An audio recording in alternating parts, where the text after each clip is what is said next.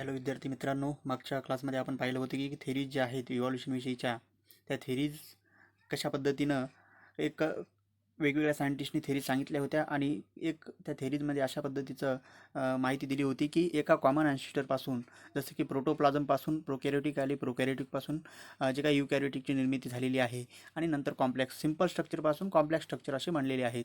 हे जे काही ॲनिमल्स आहेत ते एका सिंगल सेलपासून आलेले आहेत, अशी माहिती आपल्या या थेरीजमध्ये दिलेली आहे. तर त्या थेरीजला सपोर्ट करण्याचं काम कोणत्या एव्हिडन्सच्या माध्यमातून केलं जातं ते आपण पाहणार आहोत. तर सुरुवातीला मॉर्फॉलॉजी दिलेली आहे. मॉर्फॉलॉजी म्हणजे काय? The study of external character is called morphology. मग काय मॉर्फॉलॉजिकल एव्हिडन्सेस या ठिकाणी तुम्हाला दिलेली आहेत. तर तुम्ही या डायग्राममध्ये पाहू शकता की बरेचसे वेगवेगळे ॲनिमल्स दिलेले आहेत. तर यांच्यामध्ये काय आहे तर तुम्ही पाहू शकता या डायग्राममध्ये वेगवेगळे ॲनिमल्स दिलेले आहेत. Various similar structures like the structure similar like structures of the mouth, position of eyes, structure of नॉस्टिल्स.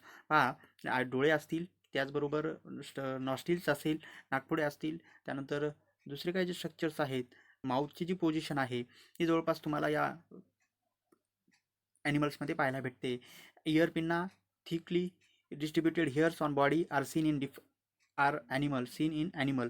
वेगवेगळ्या ॲनिमल्सवर तुम्हाला हे सगळं सर्व काही गोष्टी दिसत आहेत. Where the similar in character like the lip. त्याचबरोबर काही काही प्लांट दिलेले आहेत. तर त्यांच्यामध्ये सुद्धा पाहायला भेटतं की प्रत्येक वनस्पतीला लीफ आहेत, लीफ व्हेनेशन आहे, लीफ पिट्युल्स आहे. Occurs in case of plant, या प्लांट्समध्ये पाहायला भेटतं. त्याच्यामध्ये लिफ्स असतील, दुसऱ्या काही लीफ व्हेनेशन्स असेल, त्यानंतर लीफ पिट्युल्स असेल, हे सर्व प्रकारच्या गोष्टी तुम्हाला या प्लांटमध्ये सुद्धा पाहायला भेटतं. तर पुढं काय दिलेलं आहे? Occurs in case of plant, these indicate that there are some similarity in those group and hence have the it prove that their origin must be same and must have a common ancestor.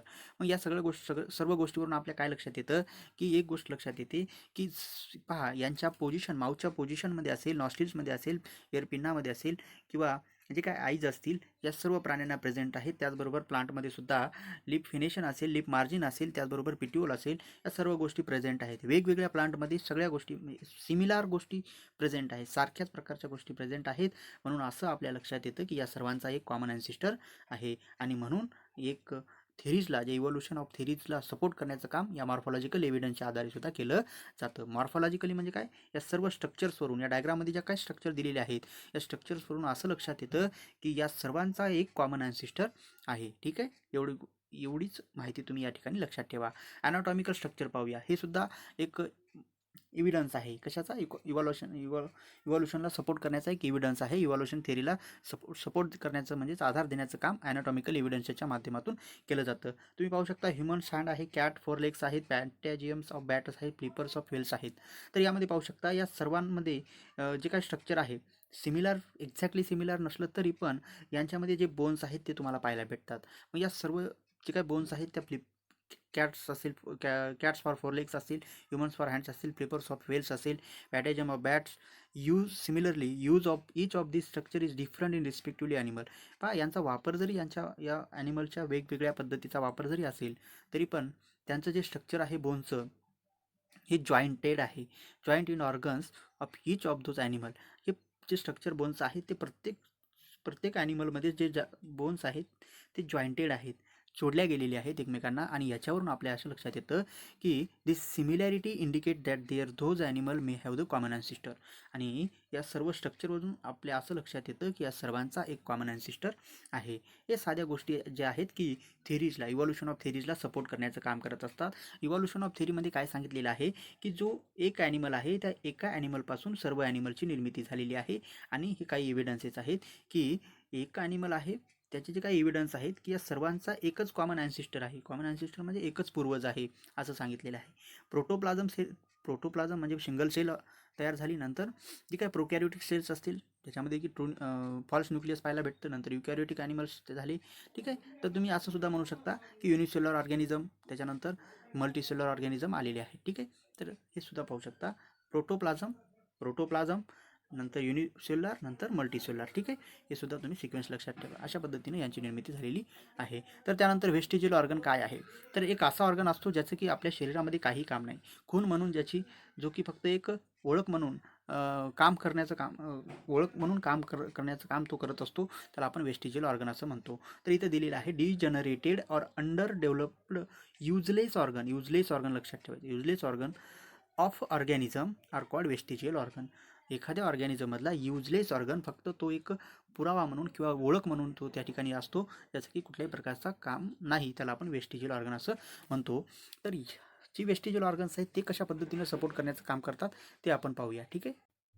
तर दिलेलं आहे की कशा पद्धतीनं living ऑर्गॅनिझममध्ये पाहू शकता की sudden development of new tissue और organ for living in changing environment is not possible. पहा, जे काही ऑर्गन्स आहेत ते अकॉर्डिंग टू इन्व्हायरमेंट चेंज होत नाहीत, सडनली चेंज होत नाहीत. तर काय आहे ते पुढे दिलेलं आहे, instead existing organs undergo gradual changes. मग जे मुळातच पहिल्यांदाच त्या बॉडीमध्ये आहेत, एखाद्या ऑर्गॅनिझमच्या बॉडीमध्ये आहेत, मग अशा प्रकारचे जे काही स्ट्रक्चर्स आहेत, mostly specific structure in the body is useful under certain situation. काही प्रमाणामध्ये मग काही कारणास्तव एक कंडिशननुसार त्या ऑर्गनचा फायदा असू शकतो त्या ऑर्गॅनिझमसाठी. एखाद्या ऑर्गॅनिझममध्ये एखादा ऑर्गन आहे जो की पहिलेच त्या बॉडीमध्ये आहे, तर त्याचा फायदा कंडिशननुसार होऊ शकतो त्या ऑर्गॅनिझमला. हे वाक्य लक्षात घ्या. Ever some same structure under different situation may become useless or even harmful. कधी कधी त्याचा एक काहीही उपयोग नसतो एखाद्या स्ट्रक्चरचा, तर तो कधी कधी घातकसुद्धा ठरू शकतो त्या ऑर्गॅनिझमसाठी. पण such structures begins to degenerate under such situation as per the principle of natural selection. Natural सिलेक्शनच्या नुसार मग असे जे काही स्ट्रक्चर्स बॉडीमध्ये आहेत ते डिजनरेट होऊ शकतात, निघून जाऊ शकतात, त्यांना पूर्णपणे डिस्ट्रॉय केलं जातं किंवा आपोआप ते निघून जात असतात. ठीक आहे, ज्याचा काही उपयोग नाही. It take thousands of year for structure to disappear. मग अशा ऑर्गनला निघून जाण्यासाठी किंवा डिजनरेट होण्यासाठी हजारो वर्षाचा कालावधी लागू शकतो, डिसॅपियर होण्यासाठी, अदृश्य होण्यासाठी. Such organ seen in different phases of the disappearance. मग असे जे काही स्ट्रक्चर्स आहेत, ऑर्गन्स आहेत, ते वेगवेगळ्या कंडिशननुसार, वेगवेगळ्या सिच्युएशननुसार तुम्हाला पाहायला भेटतात वेगवेगळ्या ॲनिमलमध्ये. मग such organs through the non functional in certain organism. मग पहा, काही ऑर्गॅनिझम म्हणजे नॉन फंक्शनल म्हणजे कुठल्याही प्रकारचं काम करत नाहीत, तर काही ऑर्गनमध्ये it may be functional in the other organism. It is not vestigial in other organism. ठीक आहे, त्यालाच आपण म्हणतो की तो एखाद्या ऑर्गॅनिझममध्ये वेस्टिजियल म्हणून ऑर्गन म्हणून काम करत नाही. जसं की पाहू शकता तुम्ही की आपल्या शरीरामध्ये अपेंडिक्स आहे. आपल्या शरीरामध्ये या अपेंडिक्सचं कुठल्याही प्रकारचा फायदा नाही, कुठल्याही प्रकारचं त्याच्यापासून आपल्याला कुठल्याही प्रकारचा फायदा आपल्या शरीरासाठी नाही. पण हाच अपेंडिक्स ॲनिमल्समध्ये, कॅटलमध्ये पाहू शकता किंवा ऑक्समध्ये पाहू शकता, कोणत्याही जनावरामध्ये पाहू शकता, जे की रुमिनंट आहेत. रुमिनंट म्हणलं तर काय, जे रवंत करतात, पहिल्यांदा सुरुवातीला जास्त प्रमाणामध्ये चारा खातात आणि त्याला परत रिडायजेस्ट करण्याचं काम करत असतात, ते त्याला रुमिनंट म्हणत असतो.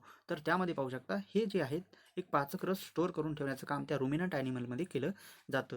त्यांच्यामध्ये हा अपेंडिक्स फायदेशीर आहे, यूजफुल आहे, तर आपल्यामध्ये हा अपेंडिक्स यूजलेस आहे. ठीक आहे, तर हेच वाक्य सांगण्याचा प्रयत्न करते की अपेंडिक्सचं काम हे ह्युमनमध्ये यूजलेस आहे. पहा, इथे दिलेले आहे appendix which is useless to human and it is useful and fully functional organ in the ruminant animal. जे की चारा खात असतात, रवंत करण्याचं काम करतात. ठीक आहे, चारा खाल्ल्याच्या नंतर परत ते रवंत करण्याचं काम करतात, त्याला रुमिनंट म्हटलं जातं, जे की त्या प्राण्यांमध्ये युजफुल ऑर्गन म्हणून काम करतो. कोण? अपेंडिक्स. ठीक आहे. Similarly muscles of the pinna, जे इयरचे मसल्स आहेत, which are useless to human, मानवासाठी हे युजलेस आहेत. काय? पिन्ना, जो इयरचा पिन्ना आहेत वरचा, ते युजलेस आहे आणि useful in the monkey for movement of ear pinna. मंकीजमध्ये ती मुवमेंट करण्यासाठी हेल्प करत असतो. Various vestigial organ like the tail bones, त्यालाच आपण कॉकिक्स म्हणतो, माकड हाड सुद्धा म्हणू शकतो, विजडम टीथ, अक्कलदाढ and body hair are present in body of human being. असे बरेचसे जे आहेत त्याला वेस्टिजियल ऑर्गन जे की आपल्या बॉडीवर पाहायला भेटतात, ज्यांचं की कुठल्याही प्रकारचं योगदान आपल्या शरीरासाठी नाही. ठीक आहे, सध्याच्या परिस्थितीमध्ये, सध्याच्या माहितीनुसार इथं दिलेलं आहे की कॉकिक्स, माकड हाडाचंही आपल्या शरीरामध्ये तेवढं काही वैशिष्ट्य नाही आहे. विजडम टीथ असतील, अक्कलदाढ असेल, body hairs are present in the body, हे पूर्ण वेस्टिजियल ऑर्गन्स आहेत ह्युमन बॉडीमधले. ठीक आहे, ही माहिती इथं दिलेली आहे. काय स्ट्रक्चर दिलेले आहे तुम्हाला हे डायग्राममध्ये पाहू शकता, 1 2 3. ठीक आहे, अशा पद्धतीने अपेंडिक्स पण दिलेलं आहे या ठिकाणी. ही जी डायग्राम दिसते तुम्हाला, तिचं ऑब्झर्वेशन व्यवस्थितपणे करा.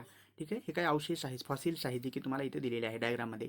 तर या फॉसिलच्या आधारावर तुम्ही काय सांगू शकता बरं, काय बोलू शकता, तर बरेच जे पॅलेंटॉलॉजिकल एव्हिडन्सेस, पॅलेंटॉलॉजी म्हणजे काय लक्षात घ्या, the study of fossil, that is called as palaeontology. ठीक आहे, तर इथं दिलेलं आहे की तुमच्या मनामध्ये एक प्रश्न आलेला असेल की कशा पद्धतीनं हजारो वर्षापूर्वी जे ऑर्गॅनिझम्स आहेत ते या अर्थवर एक्झिस्ट झालेले आहेत, म्हणजे सर्वायवल म्हणजे राहिलेले आहेत. How can we tell this, now this secret has been hidden. आणि हे याच्यामध्ये फार मोठ्या एक सिक्रेट जे आहे, जे की गुपित आहे, असे रहस्यमय या गोष्टी आहेत ज्या की आपल्याला अजूनही पूर्णपणे समजलेल्या नाहीत. Large number of organism get buried due to the disaster like the flood. पहा, हे फ्लड्स असतील, महापुरे असतील, अर्थक्विक जे की भूकंप म्हणतो आपण, वोल्कॅनो असतील, तर वोल्कॅनो लावा वगैरे ते जे असतात त्यांना आपण, या सर्व गोष्टीमुळं काय झालं की हजारो वर्षापूर्वी बरेचसे ऑर्गॅनिझम्स हे जमिनीखाली गाडल्या गेलेले आहेत आणि remnants and impressions of such organism remain preserve underground. तर काही कारणास्तव काही ऑर्गॅनिझम हे ॲज इट इज जशा तसे प्रिझर्व केलेले आहेत अंडरग्राउंड, म्हणजे जमिनी खाली तशाला तसे पाहायला, म्हणजे तुम्हाला यांचे अवशेष पाहायला भेटतात. These are called as the fossils, आणि त्यालाच आपण फॉसिल्स असं म्हणत असतो. हजारो वर्षापूर्वी काही कालावधी काही कारणास्तव, म्हणजे फ्लड्स असेल, अर्थक्विक असेल, वोल्कॅनो असेल, या कारणांमुळं जे काही ॲनिमल्स आहेत ते जमिनीखाली गाडले गेले आणि त्यांचे अवशेष आपल्याला पाहायला भेटतात. त्यालाच आपण फॉसिल्स असं म्हणत असतो. Study of the fossils is an important aspect of the study of evolution. इव्हॉल्युशनचा अभ्यास करण्यासाठी या फॉसिल्स अतिशय महत्त्वाचं काम करत असतात, जे की आपल्याला एव्हिडन्सेस म्हणून काम करत असतात. इव्हॉल्युशन कशा पद्धतीने झालेलं आहे त्याची माहिती देण्याचं काम याच्यामार्फत केली जाते. तर इथं दिलेलं आहे कार्बन कन्झम्पशन म्हणलेलं आहे. Carbon consumption of animals and plants stop after death and since then. नंतर तुम्हाला पाहायला भेटतं की पहा, ज्यावेळेस कार्बन कन्झम्पशन जे आहे ते स्टॉप होत असतं, ज्यावेळेस डेथ होत असते, कुठल्याही प्रकारच्या ॲनिमलचे असेल किंवा प्लांटचे असेल, कन्झम्पशन करणं म्हणजे कार्बन घेणं हे स्टॉप होत असतं आणि only the decaying process of carbon 40 occur continuously. आता कार्बनचं जे प्रमाण आहे ते कमी कमी होत जातं, शरीरामधलं कार्बनचं प्रमाण कमी कमी होत जातं आणि नायट्रोजनचं प्रमाण वाढत जातं. ही प्रोसेस तुम्हाला पुढच्या क्लासमध्ये पाहायला भेटेल, डिटेलमध्ये पाहायला भेटेल. ठीक आहे, सध्या फक्त एक गोष्ट लक्षात ठेवा, decaying the process of carbon 40 occurs continuously. कधी? ज्यावेळेस एखाद्या प्लांटची किंवा ॲनिमलची डेथ होत असते त्याच्यानंतर त्या कार्बनचं प्रमाण कमी कमी होत असतं. आणि याच्यावरच तुम्ही जी काही CID मालिका पाहत असतात ती की बॉडी किती दिवसाची आहे, ॲनिमल्स असेल किंवा प्लांट असेल, ॲनिमल्समध्ये बॉडी किती दिवसाची आहे आयडेंटिफाय करण्याचं काम ऑन द बेसिस ऑफ कार्बनच्या पर्सेंटेजवरून केलं जातं. In case of the dead bodies of plants and animals, instead of remaining constant, the ratio between carbon 40 and carbon 12 changes continuously as the carbon 40 is the non-radioactive. Carbon 40 हा non radio element आहे, ज्याचं non radio का म्हटलं गेलं, कारण त्याच्यावर कुठल्याही प्रकारची आपण आयडेंटिफिकेशन करू शकत नाही. ऑन द, ज्याला रेडिओ कशाला म्हणायचं, ज्याच्या आधारे आपण की आयडेंटिफाय करू शकतो की किती दिवसापासून जो ॲनिमल आहे तो किती दिवसाचा आहे हे डेट झालेला ते आपण आयडेंटिफाय करू शकतो. ठीक आहे, तर पाहू शकता, the time pass since the death of plant or animal can be calculated by measuring the radio activity of carbon 40. पहा, मग जो काही टाईम आहे, जो काही पिरियड लागलेला आहे ॲनिमल्स किंवा प्लांटचा, जे की डेट झालेले आहेत ते मेजर करण्यासाठी, मोजण्यासाठी रेडिओ ॲक्टिव्ह ऑफ कार्बन 40. मग रेडिओ ॲक्टिव्ह असणारा, ज्याला की रेडिओ ॲक्टिव्ह एलिमेंट म्हटलेला आहे, त्याच्यावर की ज्याला की आपण आयडेंटिफाय करू शकतो.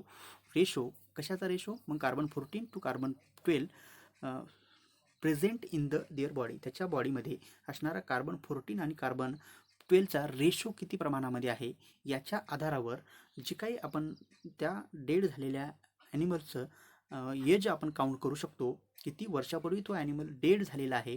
हे पूर्ण कशाच्या आधारावर केलं जातं? कार्बन 14 आणि कार्बन 12 या दोन एलिमेंटच्या रेशोच्या आधारावर केलं जातं. यांचं प्रमाण किती आहे त्याच्या आधारावर जे काउंटिंग केलं जातं, मेजर केलं जातं, त्याला आपण कार्बन डेटिंग मेथड असं म्हणत असतो. On the basis of ratio of carbon 14 and carbon 12 we can identify the age of the animal as well as plant. That is called as a carbon dating method. त्याच मेथडला आपण carbon dating method असं म्हणत असतो. It is useful in the palaeontology and anthropology for the determining the age of the human fossils and manuscript. जे काही बरेचसे fossils असतील किंवा दुसरे अवशेष असतील त्यांच्याविषयी माहिती पूर्णपणे कलेक्ट करण्याचं काम या कार्बन डेटिंग मेथडच्या माध्यमातून केली जाते.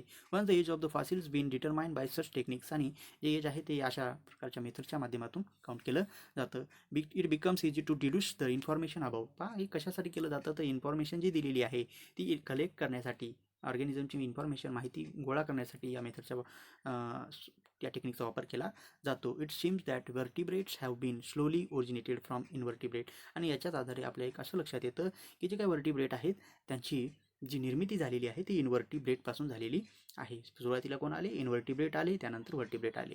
तुम्ही खाली डायग्राममध्ये सुद्धा पाहू शकता ज्या दिलेले आहे.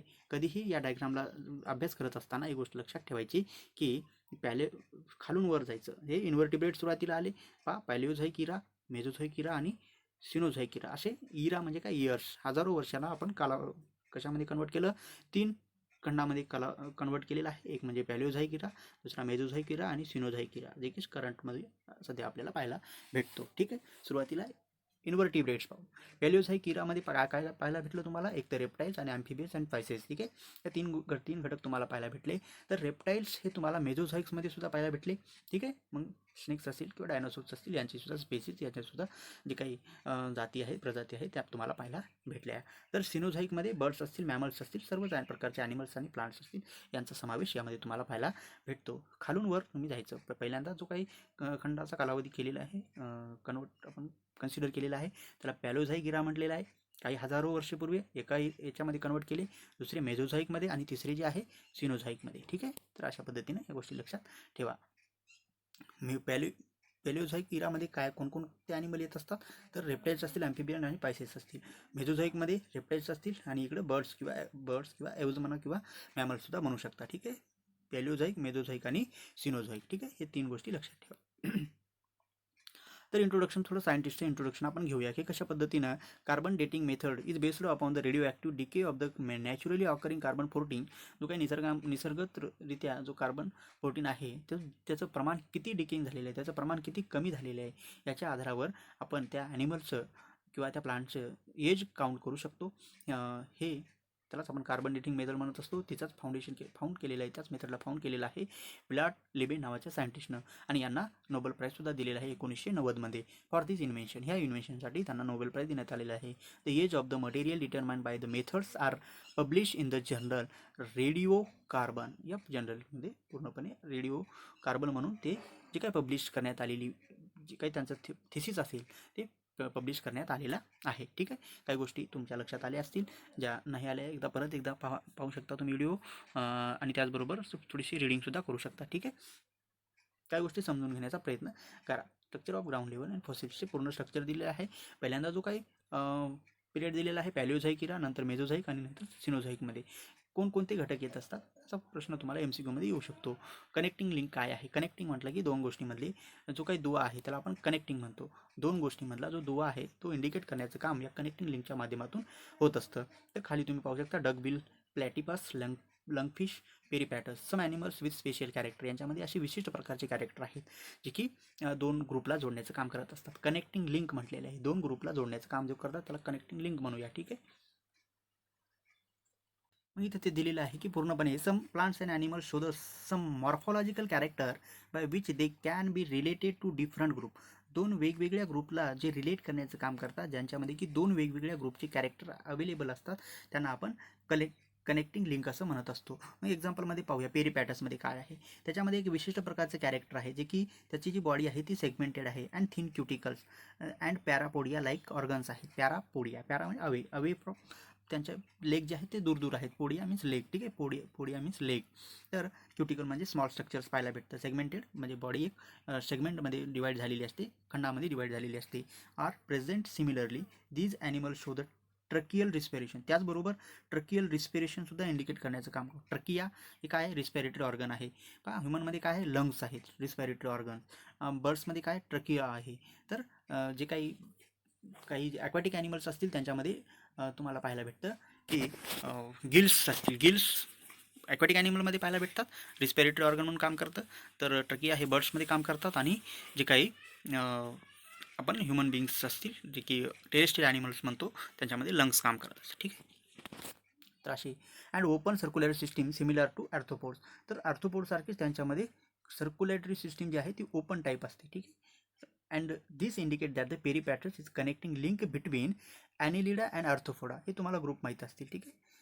इन्व्हर्टिब्रेट्सचे जे काही ग्रुप आहेत ॲनिलिडा आणि आर्थ्रोपोडा, या दोघांमधले कॅरेक्टर या ॲनिमलमध्ये पाहायला भेटतात, पेरिपॅटसमध्ये, आणि म्हणून त्याला म्हटलेलं आहे कनेक्टिंग लिंक. या दोघांचे कॅरेक्टर तो इंडिकेट करण्याचं काम करतो, म्हणून त्याला आपण connecting link between annelids and Arthropoda. ठीक आहे. हे काय आहेत? दोन मोठमोठ्याले फायलम्स आहेत, ॲनिलिड आणि आर्थ्रोपोडा. यांचा ग्रुप आहे मोठा. ठीक आहे.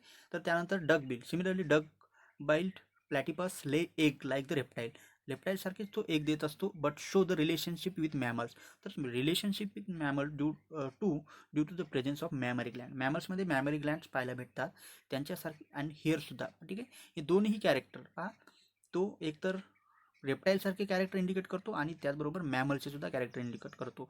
दोघांमधले जो कॅरेक्टर इंडिकेट करतो त्याला कनेक्टिंग लिंक म्हणलेलं आहे. ठीक आहे, कनेक्टिंग लिंक दोघांचे कॅरेक्टर इंडिकेट करण्याचं काम करतो.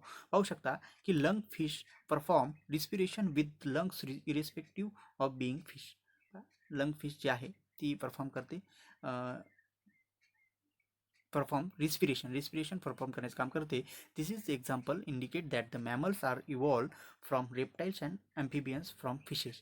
ठीक आहे, तर हेच काय इंडिकेट करतात, that mammals are evolve from reptiles. म्हणून याच्यावरून असं लक्षात येतं की जे मॅमल्स सध्याचे आहेत ते रेप्टाईलपासून इव्हॉल्व झालेले आहेत अँड ॲम्फिबियन्स फ्रॉम फिशेस. तर ॲम्फिबियन्स हे फिशेसपासून इव्हॉल्व झालेले आहेत. तुम्ही आता त्या पॅलिओन्टॉलॉजिकलमध्ये ते जे काही इरा दिलेले आहेत 3 प्रकारचे पॅलिओझॉइक इरा, मेझोझॉइक इरा आणि सिनोझॉइक इरा, या इरामध्ये पाहू शकता की कशा पद्धतीनं जे काही मॅमल्स हे इव्हॉल्व झालेले आहेत रेप्टाईलपासून, रेप्टाईल्स इव्हॉल्व झालेले आहेत ॲम्फिबियन्स आणि ॲम्फिबियन्स इव्हॉल्व झालेले आहेत फिशेसपासून. म्हणजे याचा अर्थ इन्व्हर्टिब्रेटपासून पूर्ण इन्व्हर्टिब्रेट ॲनिमलची निर्मिती झालेली आहे. ही माहिती आपल्याला लक्षात येते. तर यावरून काय लक्षात येतं की एक साधा सिंपलची गोष्ट लक्षात येते की या सर्वांचा कॉमन ॲन्सिस्टर एकच आहे. अतिशय महत्त्वाची जी थेरी दिलेली आहे शेवटची, एम्ब्रिओलॉजिकल एव्हिडन्सेस, एम्ब्रिओलॉजी. ठीक आहे, the study of embryo is called embryology असं म्हटलं जातं. ठीक आहे, तर इथं काय दिलेले आहे, स्ट्रक्चर दिलेले आहेत. पाहू शकता कशा कशाचे स्ट्रक्चर्स आहेत. फिशचं जे एम्ब्रिओचं स्ट्रक्चर आहे, त्यानंतर सॅलेमँडर्स आहे, टॉर्टॉईज आहे, चिकन आहे, पिग आहे, काऊ आहे, रॅबिट आहे आणि मॅन आहे. पहा, सुरुवातीला जे काही तुम्हाला कोणत्याही जवळपास 3 महिन्यापर्यंत यांच्यामधलं जे काही स्ट्रक्चर्स आहे, या एम्ब्रिओचं सुरुवातीचं जे स्ट्रक्चर्स आहे हे सिमिलर स्ट्रक्चर दिसतं, सारखंच पद्धतीचं स्ट्रक्चर तुम्हाला पाहायला भेटतं. तर ठीक आहे, तर तुम्ही पाहू शकता सुरुवातीची जी स्टेज आहे, पहिली जी स्टेज दिलेली आहे, पहिली जी स्टेज आहे त्यामध्ये तुम्ही पाहू शकता की कशा पद्धतीनं फर्स्ट स्टेजमध्ये सुरुवातीचा जो काही एम्ब्रिओचं स्ट्रक्चर आहे तुम्हाला सिमिलर स्ट्रक्चर पाहायला भेटतं. पहिली जी आहे, मग ते तुम्ही फिश पहा, सॅलेमँडर पहा, टॉर्टॉईज पहा, चिकन पहा, पिग पहा, काऊ, रॅबिट, मॅन, कोणत्याही एम्ब्रिओलॉजिस्टला जर घेऊन आले तर तुम्हाला यांच्यामधला फरक लक्षात येणार नाही. 3 महिन्यापर्यंत यांची जी स्ट्रक्चर आहे ते सिमिलर स्ट्रक्चर पाहायला भेटतं.